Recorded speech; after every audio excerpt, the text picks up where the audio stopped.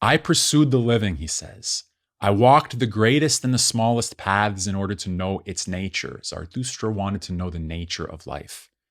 With 100-fold mirror, I captured even its glance when its mouth was closed so that its eyes could speak to me.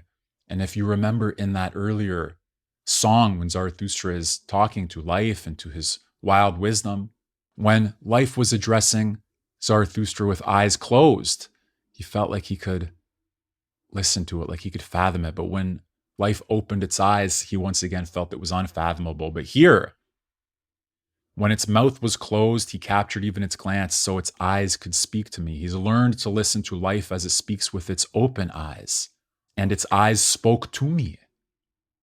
However, wherever I found the living, there too I heard the speech on obedience. And here we begin Zarathustra telling us what he learned about life and the character of life as it spoke to him with open eyes. Number one, all living is an obeying.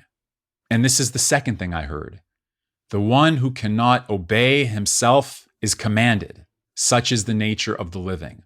Life is obeying, and those who can't obey are commanded. Such is the nature of the living. This, however, is the third thing that I heard. He says that commanding is harder than obeying. And not only that the commander bears the burden of all obeyers, and that this burden easily crushes him, in commanding, it seemed to me, there's an experiment and a risk. And always when it commands, the living risks itself in doing so. Look again. All living is obeying. That which doesn't obey is commanded. Commanding is harder than obeying because in commanding, life risks itself.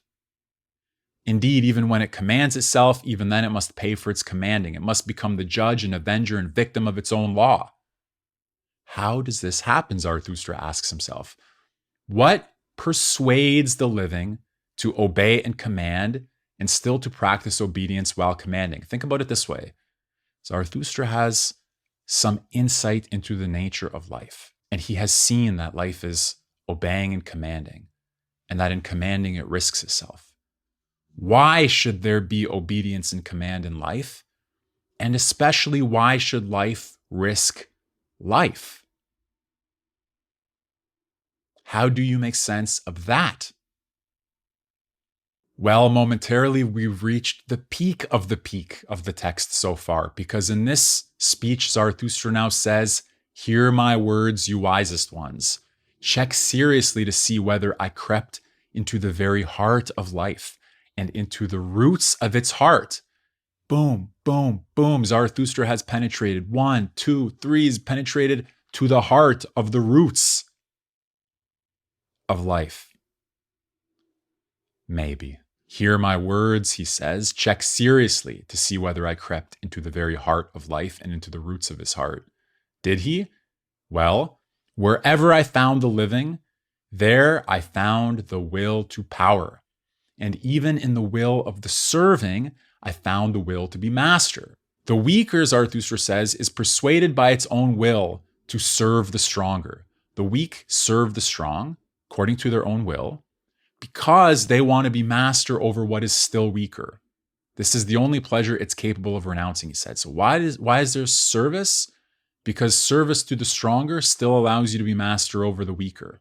And as the smaller gives way to the greater, in order for it to have its pleasure and power over the smallest, everybody wants to exercise whatever degree of mastery is available to them. So too the greatest gives way, the topmost.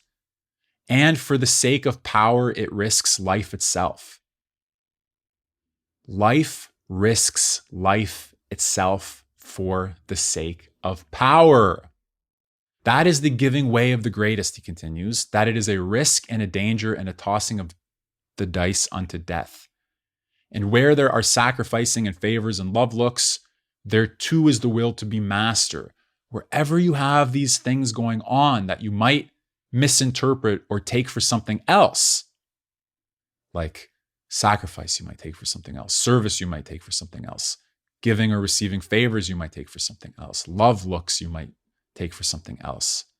Here you have the will to be master. Here you have the will to power. And this secret life itself spoke to me.